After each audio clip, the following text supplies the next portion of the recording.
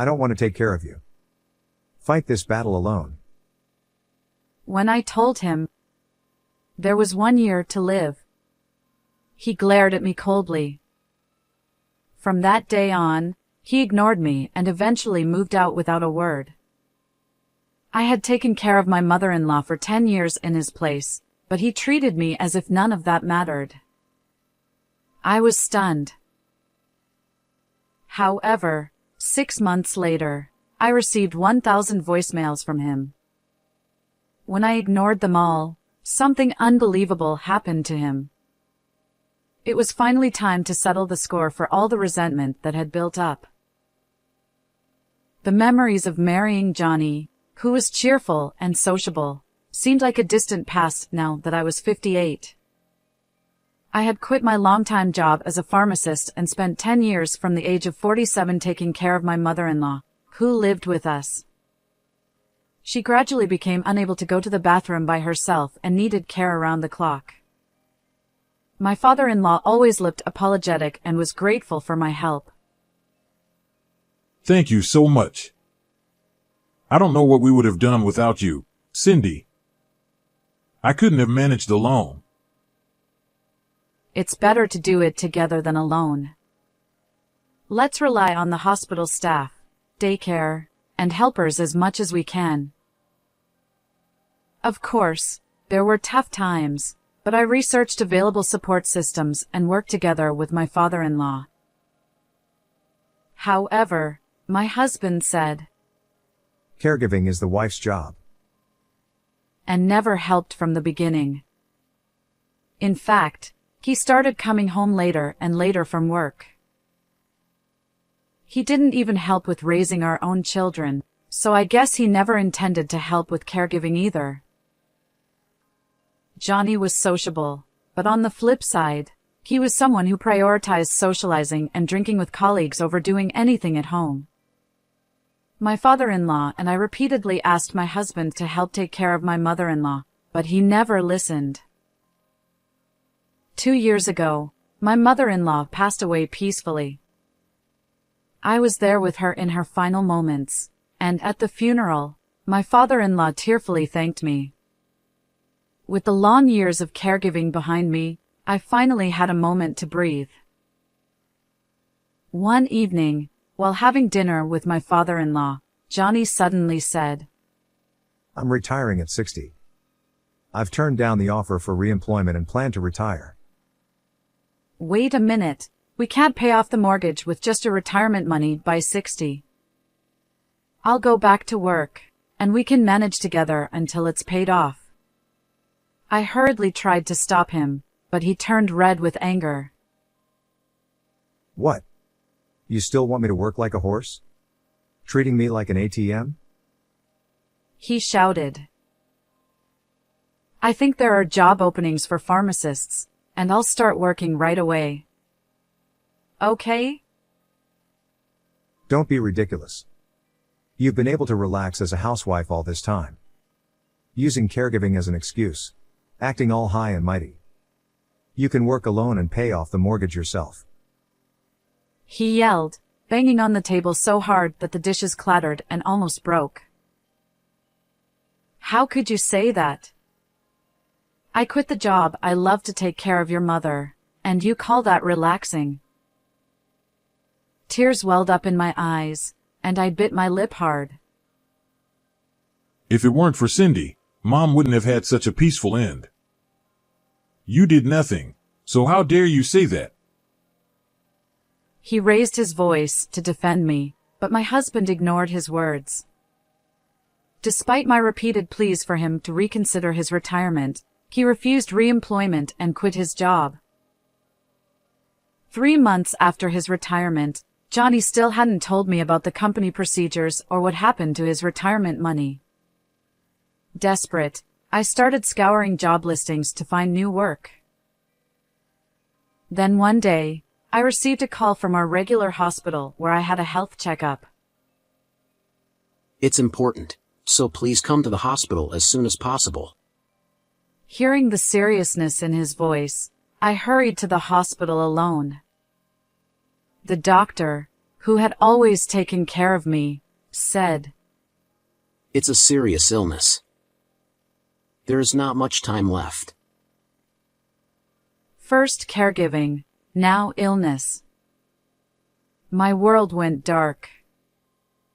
After my mother-in-law passed away, I hadn't had a moment to rest before facing another trial. On my way back from the hospital, I walked home slowly, weighed down by the news, as the setting sun cast long shadows. When I got home, my father-in-law was out at his chess class, and my husband was lounging in the next room, watching TV. Johnny seemed to be in a good mood, smiling. If I'm going to talk, it's now. I took a small breath and sat down next to him. I just got back from the hospital where we had my regular checkup. There was a problem. And, well, they told me there is 1 year left to live. When I finally mustered the courage to speak, my husband didn't even look at me and clicked his tongue in annoyance. "I'm watching TV right now," he said dismissively, waving me away with his hand. But they said there is only a year left. It will keep getting worse and eventually lead to being bedridden. As I desperately tried to explain, he turned his head to glare at me. "What? I don't want to take care of you. Fight this battle alone," he said, slamming his hand down and getting up to walk to his study. "Wait, this is important. Please listen," I pleaded. "Shut up. Shut up. Shut up," he yelled, pushing me away. I hit my head against the hallway wall and sat down, feeling a sharp pain in my neck. From then on, he ignored me completely. Even when my father-in-law tried to talk to him, he rejected his own father. And then I thought, what is going on? About 2 weeks after being told there is a year left to live, I came home from shopping to find the house completely empty. My husband had moved out without saying a word to the family. Moreover, all the valuables were gone, including the jewelry I had cherished since my single days. Have I been abandoned? I remembered Johnny's words. "I don't want to take care of you," and clenched my teeth. I felt betrayed, but considering my future and the mortgage payments, I couldn't leave him missing. I sought help from various people to find his whereabouts. Gradually, Johnny's terrifying secrets began to surface. How could he? I can't believe it. I will never forgive him. Furious, I continued to track him down to exact my revenge. 6 months later. "Hey, what's going on? I need money. Do something about it," Johnny said in one of the 1,000 voicemails he left me. When I played them back, he was ranting about various things, but I ignored them all. As the voicemails kept recording, he must have realized that phone calls weren't getting him anywhere. "I'm coming over now," he finally said. It's finally time for payback. I waited for Johnny's return with a glint in my eye. "Hey, are you there?" He called out. About 30 minutes after the last voicemail, Johnny appeared at the house. He staggered into the living room, looking gaunt and his voice hoarse. Meanwhile, I sat silently in the living room, my hair shiny and my skin glowing. Johnny, startled by how healthy I looked, sat down weakly in the chair in front of me. What's the point of coming back now? I asked coldly. Fiddling with the hem of his now loose-fitting clothes, he began to explain. He said he had taken the valuables and lived off them, but his health had deteriorated. Suffering from headaches, nausea, and high fever, Johnny went to a new hospital he found after moving. However, he had forgotten to handle his insurance paperwork after retiring.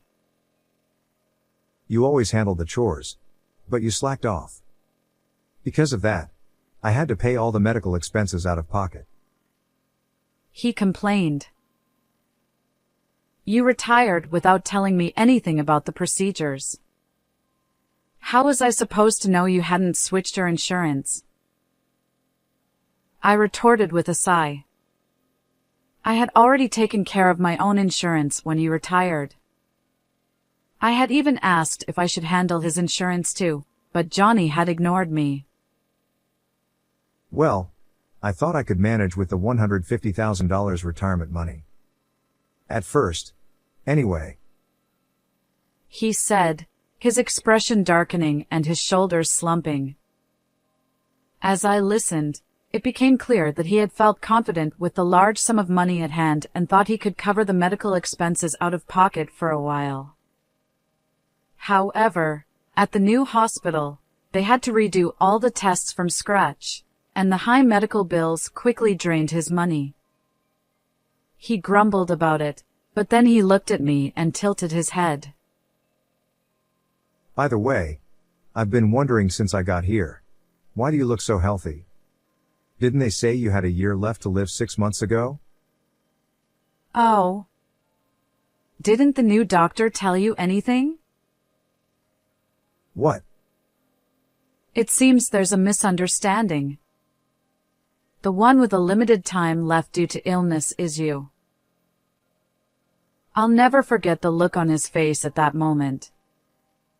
Johnny was so shocked that he froze, like a robot with its batteries drained. On the day the hospital contacted me, the doctor and I had decided that I would be the one to tell him. Since his time was limited, it was necessary to inform him as soon as possible and at the right moment. But you never listened to anyone. What? That was about me? You should have told me properly. Are you trying to kill me? What could I do for someone who ignored everything I said and eventually left the house, thinking I was the one who was sick? He stammered. And looked around awkwardly. Anyway, I need money for medical expenses, so give me some. You can even use Dad's account. And handle the insurance paperwork. Johnny demanded, his mouth twisted in irritation as he slammed his fist on the table. The purpose of the 1,000 calls since morning was to beg for money. Now you're targeting your father's money and trying to dump chores on me? There's no way I'm doing that. I shouted angrily, my eyes narrowing in fury. My husband, who had never seen me raise my voice, flinched in genuine surprise. There's no way $150,000 could be gone in just 6 months of medical bills. I took the photos from the envelope on the edge of the table and spread them out on the desk. They showed my husband flirting with a woman about 10 years younger than him. I know you were wasting money on your affair too. Johnny glanced at the photo and clicked his tongue in annoyance. He hadn't expected his affair to be discovered, so he crossed his arms and remained silent. I had discovered my husband's misdeeds when one of his subordinates visited our home while I was searching for Johnny's whereabouts. The subordinate had come to return a fountain pen that Johnny had left in his locker at work when he retired. However, when he saw me at the door, he looked puzzled. Is the lady of the house here? He asked. I am his wife. I replied. What? He said, frowning.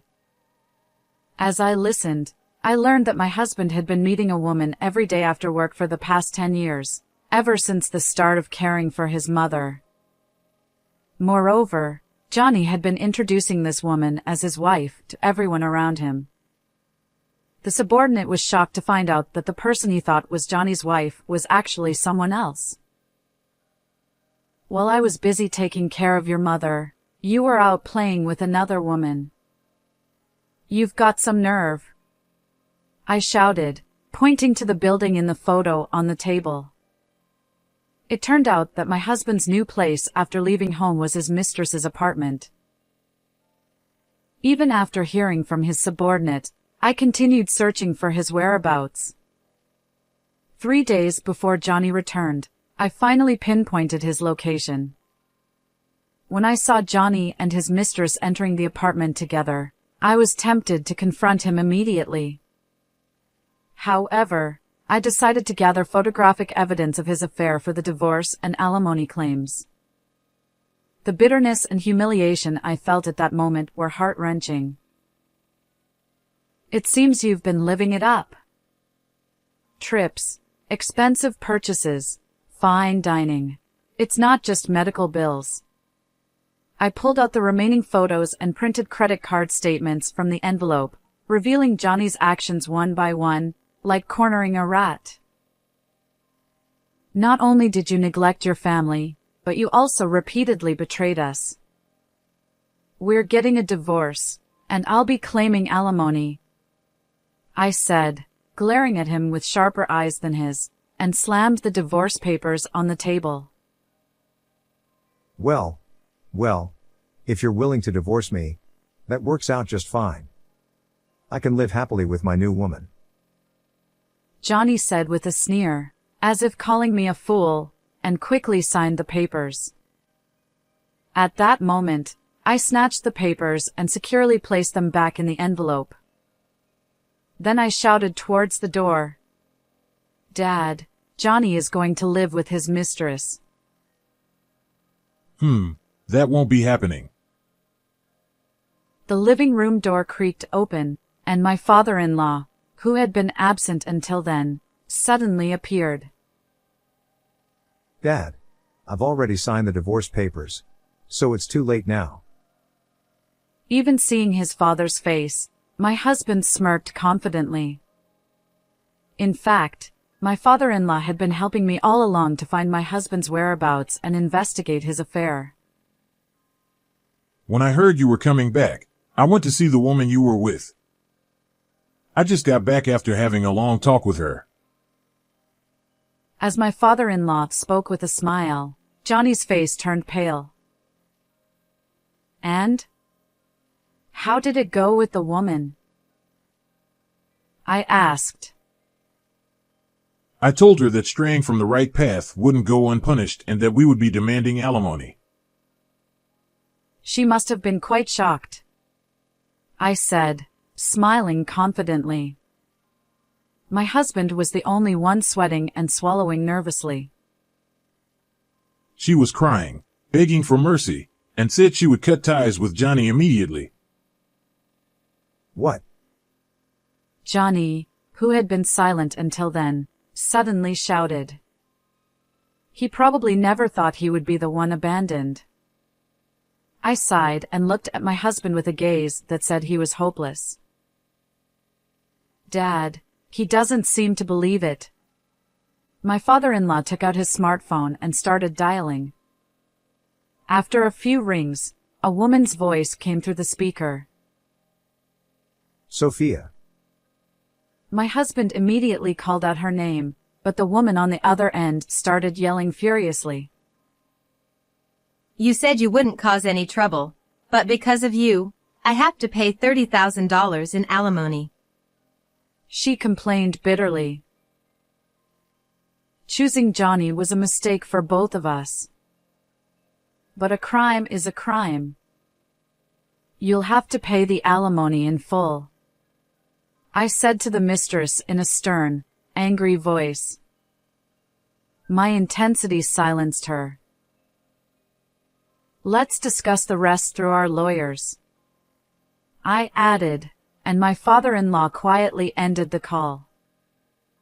Johnny was left staring downwards, mouth agape, in shock.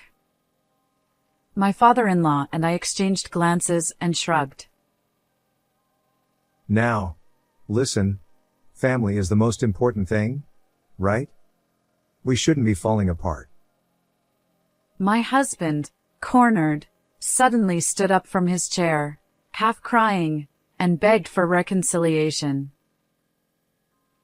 Just so you know, the alimony I'm asking for is $100,000.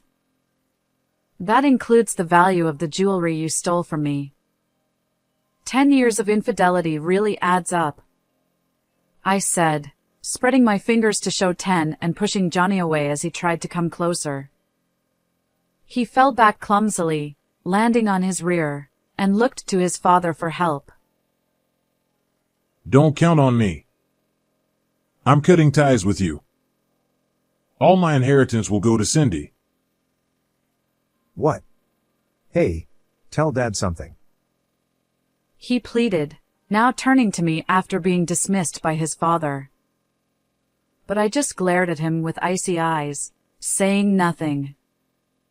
Realizing it was truly over, he sniffled and left the house, tears streaming down his face. After that, I immediately submitted the divorce papers and separated from my husband. Johnny and his mistress ended up having to pay a large amount of alimony.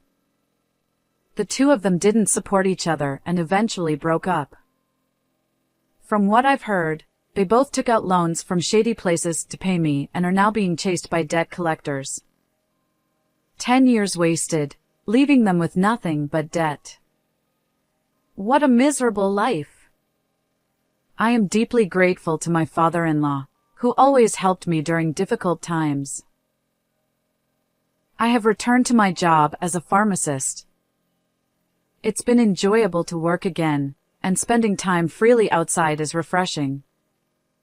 My neighbors have been concerned about me, and we are planning a trip together soon.